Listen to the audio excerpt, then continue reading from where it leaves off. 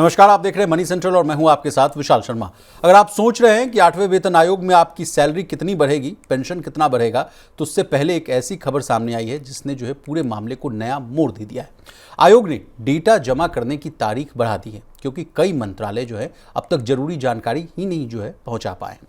अब किस डेटा की बात हो रही है? 8वें वेतन आयोग के डिप्टी सेक्रेटरी जो हैं रवि प्रकाश यादव ने कौन सी चिट्ठी भेजी, उस चिट्ठी में क्या लिखा है, जानने और समझने की कोशिश करेंगे। इसके अलावा सैलरी और पेंशन से जुड़ी एक और रिपोर्ट आई। रिपोर्ट कहती है कि सरकार अपने कर्मचारियों पर होने वाला असली खर्च जितना बताती है, हकीकत जो है उससे कहीं ज़्यादा बड़ी है। आखिर ये पूरा खेल क्या है, आसान भाषा में जो है पूरी बात को जो है समझने की कोशिश करेंगे। पूरी चर्चा में शामिल होने के लिए जो है हमारे साथ मौजूद हमारे सहयोगी प्रवीण शर्मा सर। सर, आपका मनी सेंट्रल में बहुत स्वागत है। धन्यवाद विशाल। तो आज के शो में सबसे पहले सैलरी और पेंशन पर आए बड़े अपडेट को डिकोड करने की कोशिश करेंगे। इसके बाद क्रिप्टो करेंसी को लेकर आरबीआई ने बड़ा बयान दिया है। क्या भारत में क्रिप्टो करेंसी को कानूनी मान्यता देने के पक्ष में है आरबीआई? इसको समझने की कोशिश करेंगे। और अंतिम में भारत की टीवी उद्योग यानी टीवी इंडस्ट्री को जो है लगने वाले बड़े झटके को समझने की कोशिश करेंगे। तो चलिए बिना देर किए फटाफट करते हैं मनी सेंट्रल की शुरुआत। सर, 8वें वेतन आयोग पर क्या लेटेस्ट अपडेट आ गया? कौन सा डेटा है जो कहा गया कि अभी तक पहुंच ही नहीं पाया, इसलिए 1 महीने का और एक्सटेंशन दिया गया है? हम लोग तो बात जहां तक लास्ट हम लोग की जब चर्चा हो रही थी, या मंजीत सिंह पटेल साहब हों या तमाम जितने भी जो है शिव गोपाल मिश्रा साहब से बातचीत हो रही थी, वो लोग तो कह रहे थे कि बहुत स्पीड में जो है गाड़ी आगे बढ़ती हुई नज़र आ रही है, बहुत जल्द आपको जो है इसका परिणाम देखने को मिलेगा। और तो कई लोग तो ये भी कहते हुए दिख रहे थे, मीडिया रिपोर्ट्स में भी आ रही थी कि भाई अगले साल के जो है दूसरे या तीसरे महीने में जो बढ़ी हुई सैलरी और पेंशन में मिल जाएगा। लेकिन फिर 1 महीने बढ़ाना, क्या मेमोरेंडम वाली डेडलाइन आगे बढ़ी है कि कौन सा डेटा वाला बढ़ा है बात?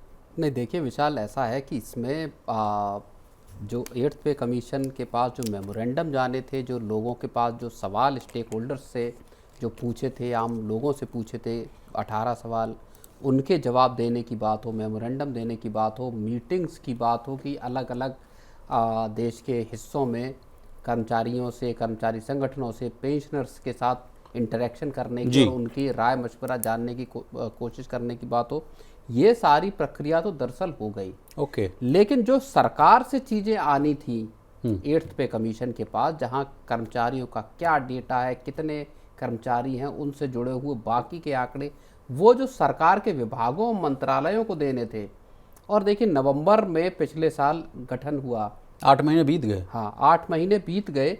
8 महीने में जो सबसे महत्वपूर्ण स्टेक होल्डर है इस मामले का, मंत्रालय और जो विभाग है अलग अलग केंद्र सरकार के, उनको जो दरअसल रिक्वायर्ड डेटा जो चाहिए, जिसके बुनियाद पर असल में 8th पे कमीशन की सिफारिशें रखी जाएंगी, तय होंगी कि साहब आपका खर्च कितना हो रहा है, कितना सैलरी में जाता है, कितना पेंशन में जाता है, अलग अलग डिपार्टमेंट पे कितने कर्मचारी हैं, ये तमाम जो आंकड़े जो सरकार को मुहैया कराने चाहिए मंत्रालयों के जरिए और विभागों के जरिए, वही मिलने में डिले हो गया। बताइए। और अंततः ये फैसला लेना पड़ा कि साहब इसको बढ़ाकर 31 जुलाई का जो है डेडलाइन की जाए। तो ये जो कर्मचारियों की दरअसल जो उम्मीदें हैं कि जितनी जल्दी ये जो कंसल्टेशन की प्रक्रिया संपन्न हुई, जो जिसमें अब जुलाई में आपके कोलकाता और उड़ीसा में जो बैठकें होनी हैं, उसके बाद रिपोर्ट बनाने का काम शुरू हो, तो वहाँ एक बड़ा जो अवरोध है वो जो सरकार का जो डेटा आना है उसका ही लगता हुआ दिखाई दे रहा है। बताइए, सरकारी अमले में ही जो है लेट लतीफ़ी वाला मामला जो है वही देखने सरकार है जिस तरह से काम करती है, मंत्रालय विभाग जिस तरह से काम करती है, उनके लिए एक बिजनेस एज यूजुअल वाली बात है। जबकि कर्मचारियों के, जबकि उनका भी तो स्टेक है भाई इसमें, उनकी भी तो सैलरी बढ़ेगी, उनका स्टेक है। लेकिन आप समझिए कि इतने लाखों कर्मचारी और पेंशनर्स की के लिए 10 साल बाद आया मौका है, लेकिन वहाँ भी लेट लतीफ़ी का माहौल जाहिर। चलिए, तो कौन कौन जो है वो डेटा भेजेगा ये भी समझ लेते हैं। देखिए, सभी केंद्रीय मंत्रालय, सरकारी विभाग, जितने यूटीज़ हैं यानी केंद्र शासित जो राज्य हैं, प्रदेश हैं, वो और ऑटोनोमस बॉडीज़ को जो है डेटा जो है वो भेजना है।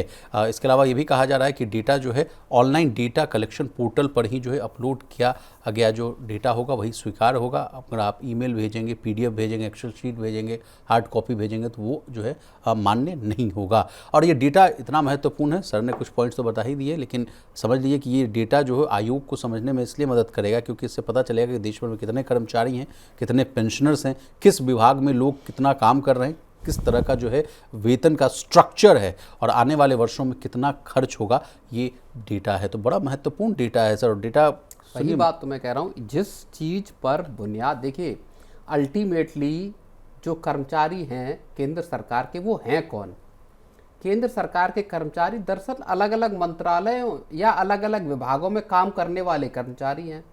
उन्हीं से जुड़ा हुआ आंकड़ा है। जो आंकड़ा मिलेगा तो उससे तय होगा आगे के प्रोजेक्शंस क्या होंगे, किस तरह की सैलरी दी जा सकती है, अभी क्या दिया जा रहा है, अलग अलग विभागों में भत्ते किस आधार पर दिए जाते हैं।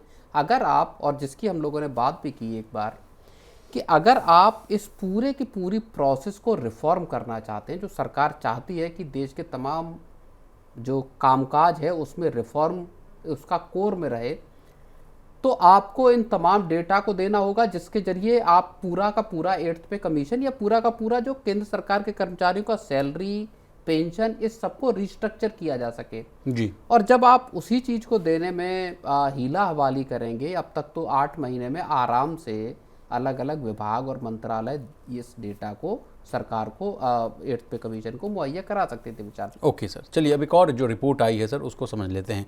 कहा जा रहा है कि सरकार जो है वास्तव में जो है जानती ही नहीं है कि वो अपने कर्मचारियों पर कितना खर्च करती है।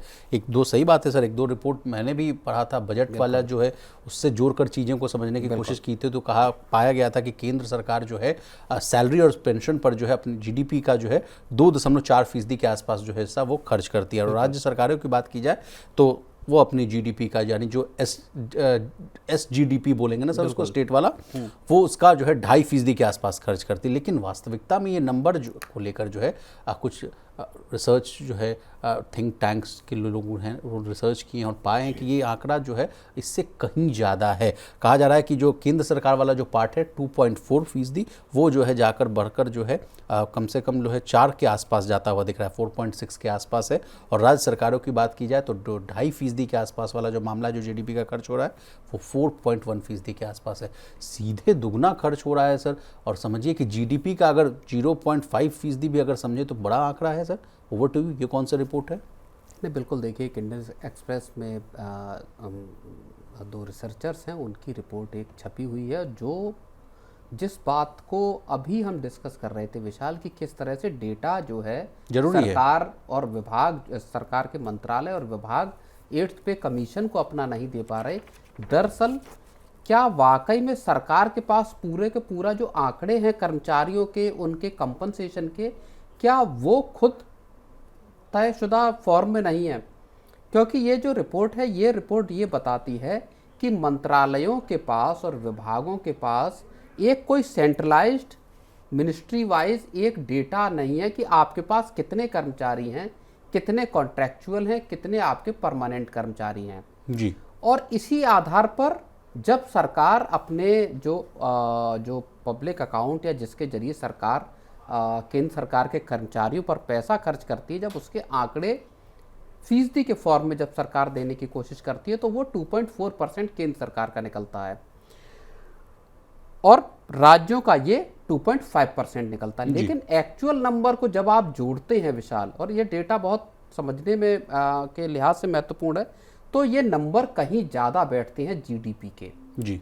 अब चूंकि आप जिन कर्मचारियों को नियुक्त किए हुए हैं उनके सही आपके कंपनसेशन के आंकड़े नहीं है, तो आपको ओवरऑल पॉलिसीज को फ्रेम करने में दरअसल बड़ा गैप आ जाता है। और इसी चीज को लेकर हम लोग भी एक कल परसों ही मनी सेंटर पे बात कर रहे थे कि सरकार एक पूरा का पूरा एक नया इंडेक्स लेकर आना चाहती है जिसमें किस सेक्टर में, खासतौर पर जो अनइनकॉर्पोरेटेड सेक्टर में कितने कर्मचारी हैं ना उसकी संख्या पता, कि किस अनइनकॉर्पोरेटेड सेक्टर में जो कि माना जाता है कि 80% वर्कफोर्स इसी सेक्टर में लगा हुआ है, वहां के डेटा रन जाए। तो खैर सरकारी अगर उसमें बात को देखें तो जो सरकार को जो रेवेन्यू रिसीट मिलती हैं उसका 25% हिस्सा माना जाता है कि जो केंद्र सरकार के जो कर्मचारी हैं उनके कंपनसेशन में जाता है।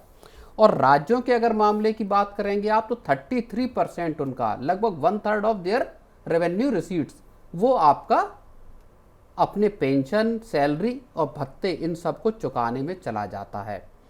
अब आंकड़ों का मिसमैच कहाँ होता है? आंकड़े क्यों ऐसा लगता है कि जो आप 2.4% GDP का बता रहे हैं उसमें और एक्चुअल नंबर में एक फर्क हो सकता है विशाल। क्यों? उसके पीछे वजह हैं। बताइए। दरअसल सरकार बड़ी तादाद में कॉन्ट्रैक्चुअल वर्कर से काम करा रही है। ठीक है। 2020-21 तक जो अगर आप इसको देखेंगे नंबर है सर, कॉन्ट्रैक्ट कर्मचारी और स्थायी कर्मचारियों की संख्या के जो है 76% तक पहुंच चुके हैं। हाँ। और इसमें security guard, data entry operator, सफाई कर्मचारी और मेंटेनेंस के स्टाफ है। तो ये एक दशक पहले ये नंबर तकरीबन 50 का था, 50% का था एक दशक पहले। 10 साल पहले तक यानी हर 2 केंद्र सरकार के कर्मचारी थे तो एक कर्मचारी आपका कॉन्ट्रैक्चुअल था। अब अगर 100 कर्मचारी केंद्र सरकार के हैं तो उसमें 76 कर्मचारी जो अलग से 76 कर्मचारी ऐसे हैं जो कॉन्ट्रैक्ट पर आधारित हैं। तो टोटल संख्या 176 हो जाएगी। 176 हो जाएगी। अब इन कर्मचारियों को जो सरकार की तरफ से पैसा दिया जाता है, जो सैलरीज दी जाती, भले ये नियमित कर्मचारी नहीं है, हालांकि इसकी मांग लगातार चलती कि साहब इनका नियमितीकरण किया जाए या फिर परमानेंट जो पोजीशंस हैं उसकी बहाली निकालिए, उनको भरा जाए। और कॉन्ट्रैक्ट का जो वर्कर्स है, देखिए 8th पे कमीशन के सामने जो NCJCM और तमाम जो संगठनों ठेका की प्रथा मांग बंद है, करिए। उनका ये साफ तौर पर कहना है कि साहब ये कॉन्ट्रैक्ट पर कर्मचारियों को भरना बंद कीजिए, आउटसोर्सिंग बंद कीजिए काम की, जो खाली पद हैं, जो रिक्त पद हैं, उनको तेजी से भरिए ताकि कर्मचारियों पर दबाव कम हो। अब आप अंदाजा लगाइए 100 में 76 कर्मचारी जो है, अगर 100 केंद्र सरकार के कर्मचारी हैं तो 76% कर्मचारी उसमें आपके कॉन्ट्रैक्ट के हैं। तो इन पर होने वाला खर्च जो लाखों में है, जो एक रिपोर्ट बताती, इसी रिपोर्ट में इस बात को कहा गया है 14,000 करोड़ खर्च किए गए हैं। 14,000 करोड़ रुपए इसमें खर्च किया गया है कॉन्ट्रैक्चुअल्स के लिए। बिल्कुल। और ये जो कॉन्ट्रैक्चुअल वर्कर्स हैं, इनकी तादाद 13.5 लाख।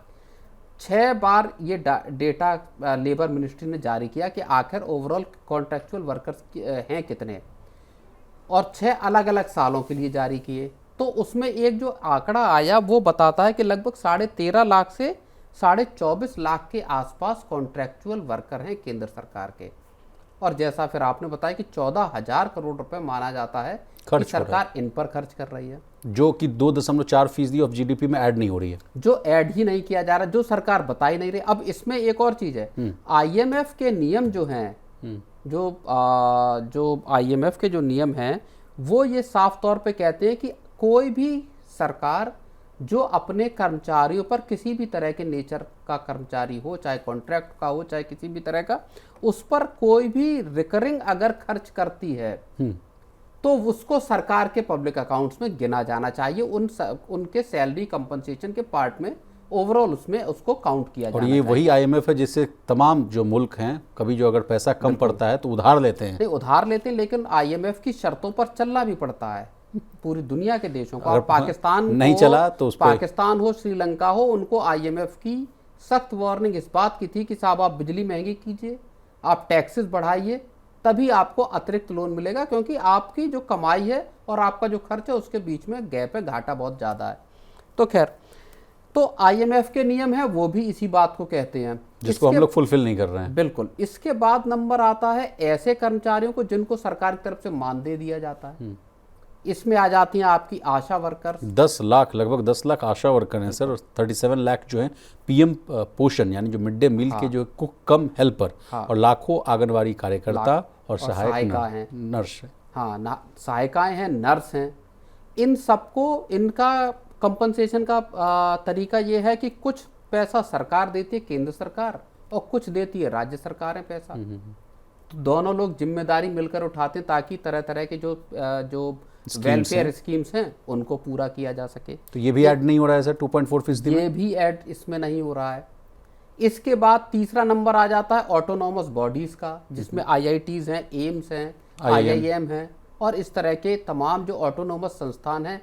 माना ये जाता है कि तकरीबन इन पर ही 50 से 60 हज़ार करोड़ रुपए, मतलब 2024-25 में ऐसे 350 इंस्टीट्यूशंस हैं ऑटोनोमस, उन पर 60,000 करोड़ रुपए की सैलरी ग्रांट जो है वो सरकार ने, केंद्र सरकार ने दी है जी। राज्यों की अगर आप बात करोगे तो राज्यों में जो म्युनिसिपल कॉरपोरेशन है या और इस तरह के जो कॉरपोरेशंस हैं जी, उन पर सरकारों का, राज्य सरकारों का खर्च 50,000 करोड़ रुपए सालाना का है जी। ये सारी चीजें न तो राज्यों के सैलरी वाला स्ट्रक्चर है उसमें खर्च दिखाई दे रही है, न केंद्र सरकार के में। चलिए। तो जब आपके पास एक्चुअल एक स्थिति नहीं है पता, और जो फिर आप बता रहे हो कि 4.5% से ऊपर निकल जाएगा केंद्र सरकार का, जी सर, 4.6% हो जाएगा 4.6%, और स्टेट्स का जो है 2.5% जो है बढ़कर 4.1% 4.1%। तो जब आपके पास एक्चुअल स्थिति पता नहीं सरकार को, तो आप किस तरह से नए प्रोजेक्शन जारी करेंगे, किस तरह से आप एक 8th पे कमीशन हो या आगे चलकर 9th पे कमीशन हो, उसमें सैलरी और पेंशन को आप बंटवारा करेंगे। अब इस आंकड़े को समझने में अगर दिक्कत हो रही हो तो मैं प्रवीण सर की इजाज़त से मैं आंकड़े बताता हूं कि अगर जो 2%, 2.5% का जो गैप दिख रहा है सर, इस देश की स्थिति ये है कि 0.7% जो है अपनी जीडीपी का हम लोग सिर्फ और R&D पे खर्च करते हैं। सोचिए अगर यही जो है गैप अगर 2% के आसपास हम लोग R&D पे खर्च कर दें तो देश कहाँ चला जाए। 4.5% अगर आपका जीडीपी का सैलरी और पेंशन में जा रहा है, अगर केंद्र सरकार के कर्मचारी और इस तरह के ऑटोनोमस इंस्टीट्यूट इन सब में, तो ये एक बहुत बड़ा खर्च है विशाल जी। और इसीलिए सर विशेषज्ञ जो है कुछ सुधार भी जो है वो सुझा रहे हैं, वो समझ लेते हैं। देखिए कहा जा रहा है कि सभी प्रकार के सरकारी कर्मचारियों का जो है एकीकृत जो है वो रिकॉर्ड जो है यानी इंटीग्रेटेड रिकॉर्ड जो है वो बनाया जाए सर। कॉन्ट्रैक्ट कर्मचारियों का पूरा डेटा हर साल जो है वो पब्लिश किया जाए। स्कीम वर्कर्स की संख्या जो है और जो पेमेंट है वो सार्वजनिक किया जाए। सभी राज्यों और केंद्र सरकार में एक जैसी जो है वो परिभाषा लागू हो। और IMF जैसा कि आपने कहा सर, गवर्नमेंट फाइनेंस स्टैटिस्टिक्स के अनुसार वेतन खर्च जो है वो दर्ज किया जाए। तो ये कुछ सुझाव हैं। अब ये देखना होगा कि केंद्र सरकार और राज्य सरकार दोनों इन चीज़ों को मानती है या नहीं मानती। आपको क्या लगता है सर? सबसे पहले केंद्र सरकार को इस पर अमल करना चाहिए। एक एक कर्मचारी का रिकॉर्ड सरकार के पास होना चाहिए, और वो जिस तरह से आप कह रहे हैं, जो सुझाव दिए गए हैं कि आपके पास एक इंटीग्रेटेड ऐसी व्यवस्था होनी चाहिए जहां आपके पास एक एक कर्मचारी का रिकॉर्ड हो, उसको आप किस तरह से किस स्ट्रक्चर में आप उसके कंपनसेशन का कौन सा स्ट्रक्चर है जिसके तहत आप उसको पैसा दे रहे हैं, कॉन्ट्रैक्ट पे है, आउटसोर्स करके आप काम करा रहे हैं, या आपका परमानेंट एम्प्लॉय है। जब आपके पास डेटा ही नहीं है, केंद्र सरकार के पास अगर डेटा नहीं है या बिखरा हुआ डेटा है, आप उसको इकट्ठा नहीं कर पा रहे, तो आखिर आप कैसे अगले पे कमीशन के लिए सिफारिशों की एक बुनियाद या एक नींव रखेंगे? सर हो सकता है जो डेटा कलेक्ट करने वाली जो संस्था है वहाँ भी कर्मचारी ना हो, वहाँ भी बहाली की जरूरत हो, वहाँ भी लोग ना हो जो डेटा ही ना कलेक्ट कर पा रहे हो, ये भी तो हो सकता है। नहीं, ऐसा नहीं होगा। लेबर मिनिस्ट्री के अंतर्गत सारे ये आंकड़े आते हैं। अल्टीमेटली लेबर मिनिस्ट्री के पास विभागों से डेटा आना चाहिए और लेबर मिनिस्ट्री से 8th पे कमीशन के पास जाना चाहिए। एक ये स्ट्रक्चर किया जा सकता है, लेकिन अब न होना ये बड़ी एक विचित्र सी स्थिति है कि एक्चुअल नंबर सरकार के पास नहीं है कि कितने कॉन्ट्रैक्ट पर वर्कर हैं और कितने परमानेंट वर्कर। चलिए वापस लौटते हैं सर सैलरी पेंशन पर। जो 1 महीने का जो डेडलाइन आगे बढ़ा है सर, तो कई लोगों के मन में ये ना सवाल उठ जाए कि क्या भाई ये प्रोसेस ही क्या डिले होती हुई दिख रही है, डिले हो सकती है, ऐसी कोई चिंता वाली बात है या नहीं? नहीं, उतनी चिंता की बात नहीं, लेकिन जितनी जल्दी केंद्र सरकार के विभाग अपना डेटा मुहैया कराएंगे उतनी जल्दी उस पर आगे काम होने का रास्ता तैयार होगा विशाल। चलिए सर आगे बढ़ते हैं। क्रिप्टो करेंसी को कानूनी मान्यता देना है या नहीं, इसको लेकर काफ़ी समय से जो है बहस चल रही है। इसी बीच भारतीय रिजर्व बैंक ने एक संसदीय समिति को बताया कि क्रिप्टो करेंसी जैसी जो वर्चुअल डिजिटल एसेट्स भारत जैसी जो है इमर्जिंग अर्थव्यवस्था, जो इमर्जिंग इकॉनमी है, उसके लिए खतरा है और देश में ऐसी एसेट्स को कानूनी मान्यता नहीं दी जानी चाहिए। RBI क्रिप्टो करेंसी का विरोध क्यों कर रहा है? RBI ने इस पूरे मामले में चीन का उदाहरण यानी एग्जाम्पल जो है वो क्यों दिया? इसके अलावा ICAI यानी institute of chartered accountants of India की राय बिल्कुल अलग है। तो पूरे मामले को जो है प्रवीण सर के जो है चश्मे से, लेंस से समझने की कोशिश करेंगे। सर लगातार कई दिनों से, मतलब ये साल हो गए सर, मतलब ये अनसर्टेनिटी जो इस पॉलिसी लेवल पर जो देखने को मिली क्रिप्टो करेंसी को खास कर लेकर, और आपसे जब न्यूज़ रूम में चर्चा हो रही थी तो आप तो कह रहे थे कि RBI विशाल अब तो कह दिया कि कोई पॉलिसी का ना होना भी एक पॉलिसी है। अब ये पूरा मामला है क्या सर? अब कुछ है नहीं है, समझाइए। नहीं, देखिए RBI और सरकार के बीच में एक रस्साकसी काफ़ी समय से चल रही है। 2020 के लगभग दौर से ये जारी है, जब से क्रिप्टो करेंसी अस्तित्व में बड़े प्रोमिनेंस में आया कि ट्रेडिंग करना है, इसमें कमाई हो सकती है, ब्लॉकचेन को लेकर ये सब चीज़ें सुर्खियां बनना शुरू हुई। तब से सरकार और RBI के बीच में इस बात को लेकर रस्साकसी है विशाल कि क्या क्रिप्टो करेंसी को भारत एक लीगल या एक वैध दर्जा देगा या नहीं देगा, रेगुलेट करेगा या नहीं करेगा, रेगुलेट करेगा तो कौन करेगा, किस तरह से इस देश में क्रिप्टो करेंसी की ट्रेडिंग होगी या नहीं होगी, जो प्लेटफॉर्म है वो काम करेंगे या नहीं करेंगे। कई तरह के सवाल हैं जो सरकार और RBI के बीच में रहे।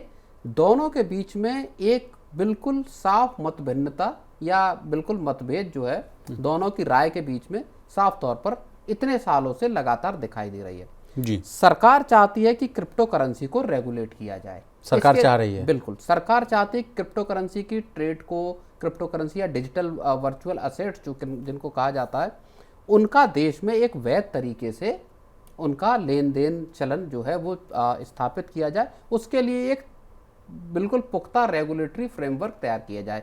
सरकार तमाम दफ़े इसको अलग अलग जगह से इस बात को कह चुकी कि हम देखेंगे, और यही वजह है जब सरकार ने कुछ वर्ष पहले हॉर्स राइडिंग, कैसीनो, हाँ, उस तरह का टैक्स लगा दिया कि अगर आप क्रिप्टो करेंसी में ट्रेड करके प्रॉफिट कमाते हैं तो आप लॉटरी वाला टैक्स दीजिए, यानी 30% का टैक्स दीजिए, और ट्रेड करते हैं तो 1% का आपको TDS देना पड़ेगा। तो सरकार ने एक चीज़ साफ तौर पर कर दी थी कि साहब, क्रिप्टो करेंसी में आपका लॉस हो या प्रॉफिट हो, हमें आप टैक्स दीजिए। वैलिड है या नहीं है इसका अभी कुछ स्टेटस क्लियर सरकार के पास नहीं है। ओके। अब इसी स्थिति में RBI की जो वित्त पर बनी हुई जो स्थायी समिति है, उस पर रिजर्व बैंक की पेशी हुई एक तरह से RBI की जी। और उसमें रिजर्व बैंक ने फिर अपना रुख जो है वो साफ तौर पर स्पष्ट कर दिया कि साहब, हम नहीं चाहते कि भारत में किसी भी तरह का वर्चुअल डिजिटल असेट जो है वो कामकाज करे। इसके पीछे का तर्क भी है सर, वो भी समझ लेते हैं। जैसा आपने कहा कि सरकार तो चाहती है कि आए, इसको जो है VDA जो है वर्चुअल डिजिटल एसेट है उसको गर्भ में रखा जाए, कानून के गर्भ में।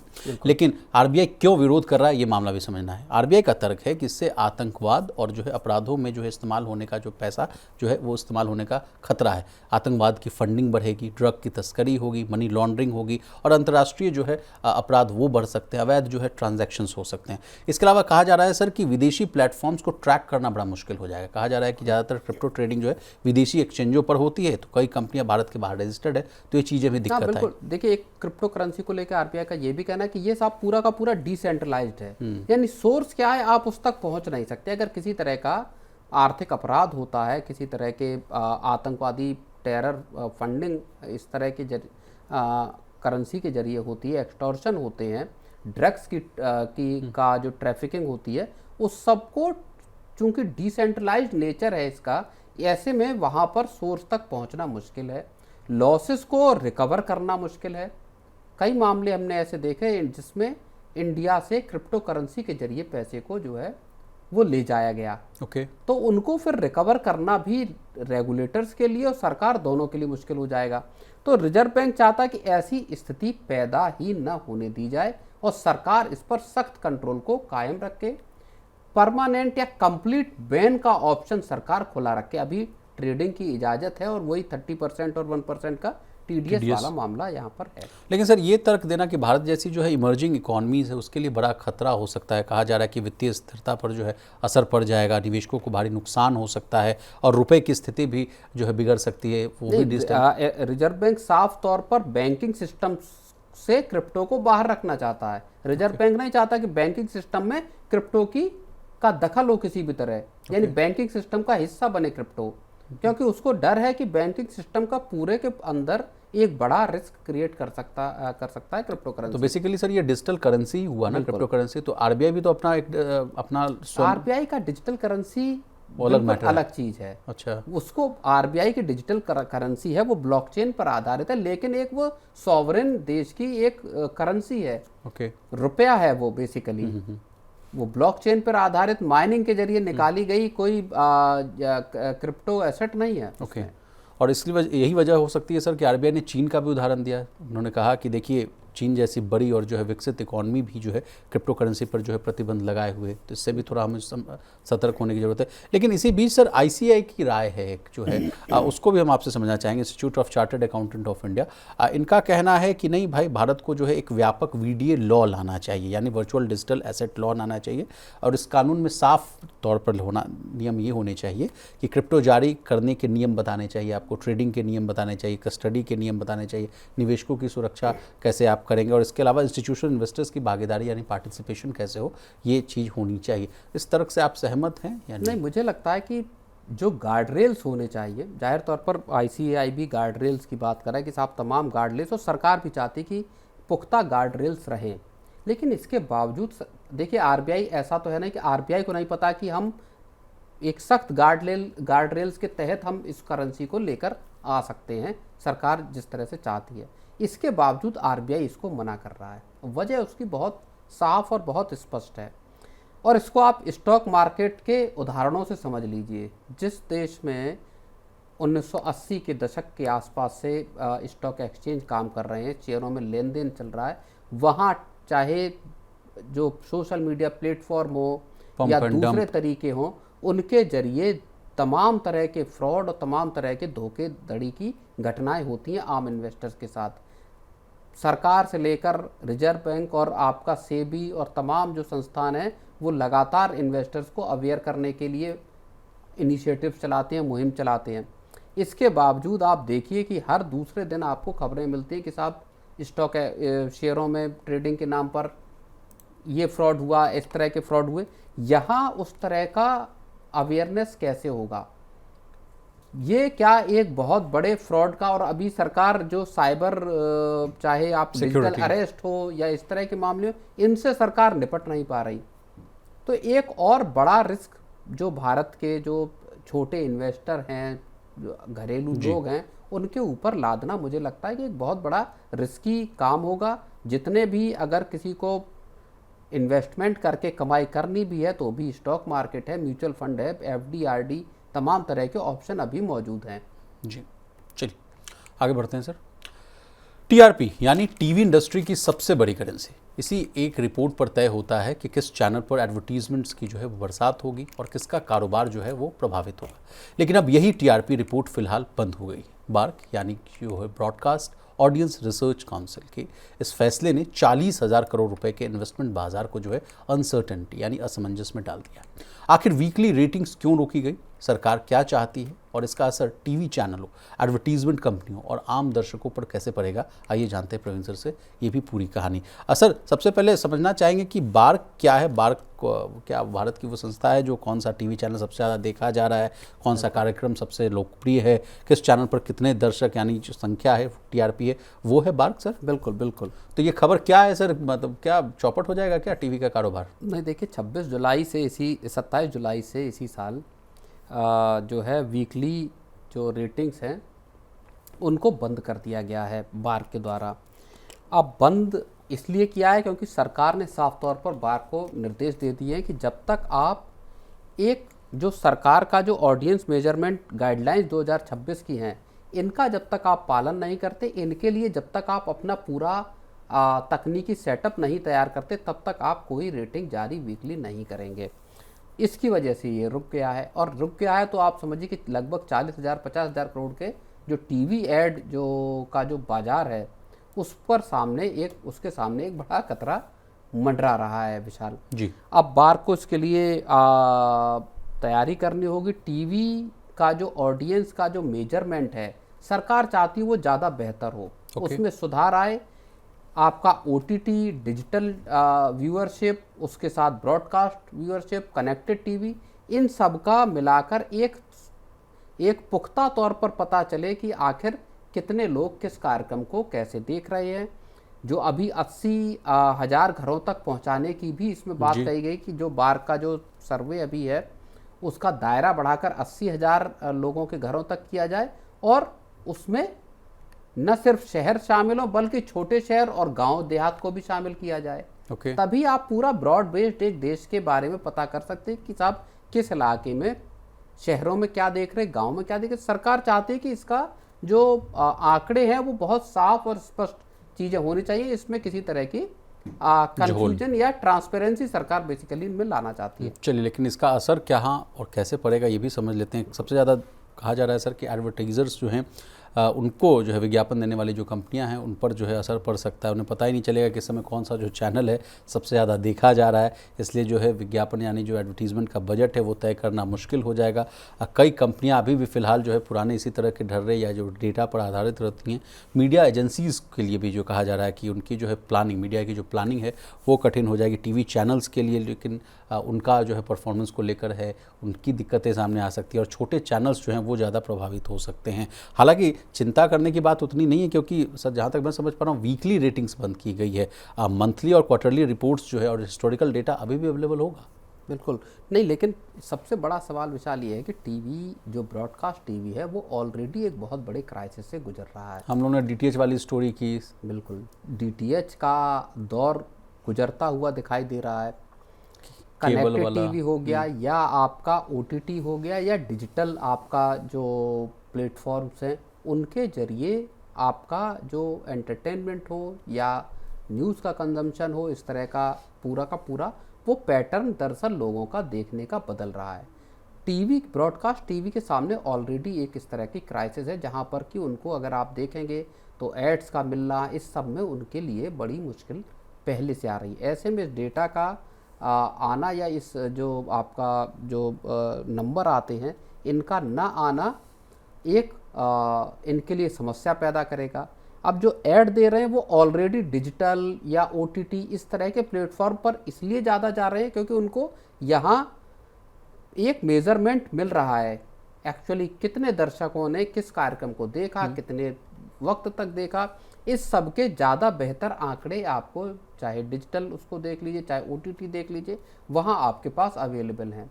तो यहाँ से टीवी को ट्रांसफॉर्म अगर किया जाता है जहां नंबर या मेजरमेंट ज़्यादा अच्छी तरह से अगर आते हैं जी, वहां पे फिर एक टर्न अराउंड की गुंजाइश पैदा होगी। तो आपकी सारी बातों का लबो-लुबाब ये है सर कि संकट टीवी पर है। अगर कई लोगों ने तो शिफ्ट कर लिया डिजिटल पर, तो वहाँ अपॉर्चुनिटीज़ हैं। Digital is the new world, new era कहा जा सकता है। हाँ, डिजिटल हो गया, ओटीटी हो गया। आप अपने आसपास के उनको देखिए इलाके में लोगों को, ज़्यादातर लोगों के यहाँ आप डीटीएच नहीं है और जो मुख्य जरिया था आपके पास ब्रॉडकास्ट टीवी को पहुँचाने का, तो लोगों ने धीरे धीरे डीटीएच के कनेक्शन लेना बंद कर दिए। ब्रॉडबैंड के जरिए आपका टीवी चल रहा है। बहुत सारे लोग टीवी ही नहीं देखते, मोबाइल पर कंटेंट को कंज्यूम कर रहे हैं। तो ये जो पैटर्न चेंज हुआ है उसमें टीवी के लिए और ब्रॉडकास्ट टीवी के लिए सर्वाइवल का एक बड़ा संकट है। उनको खुद डिजिटल उस पर आना पड़ रहा है जहां से वो आंकड़ों को निकाल कर जो एड देने वाली जो कंपनियां उनके सामने रख रहे हैं। और सर ये जो प्लेटफॉर्म्स है, यूट्यूब हो गया या फेसबुक हो गया, इसका भी कोई रोल है इस पूरी कहानी में? ना, बिल्कुल। डिजिटल अगर हम प्लेटफॉर्म की बात करते हैं तो इसमें तमाम चीज़ें आ जाती हैं, चाहे आप इसमें एक्स को देख लीजिए या यूट्यूब को देख लीजिए। ऐसे तमाम जो प्लेटफॉर्म हैं वो कंजम्पशन को का हिस्सेदारी उनकी बढ़ रही है और इसीलिए उनकी जो ऐड है उसमें भी उनका स्पेस ज़्यादा बढ़ रहा है। विशाल, चलिए, तो प्रवीण सर आपको बहुत शुक्रिया, आपने कीमती समय निकाला, तमाम विषय को बहुत ही आसान भाषा में विस्तार से समझाने की कोशिश की। तो आज के लिए बस इतना ही। इसी तरह देश, दुनिया और बिजनेस जगत से जुड़ी तमाम ताज़ा तरीन खबरों के लिए बने रहिए हमारे साथ और देखते रहिए मन नहीं।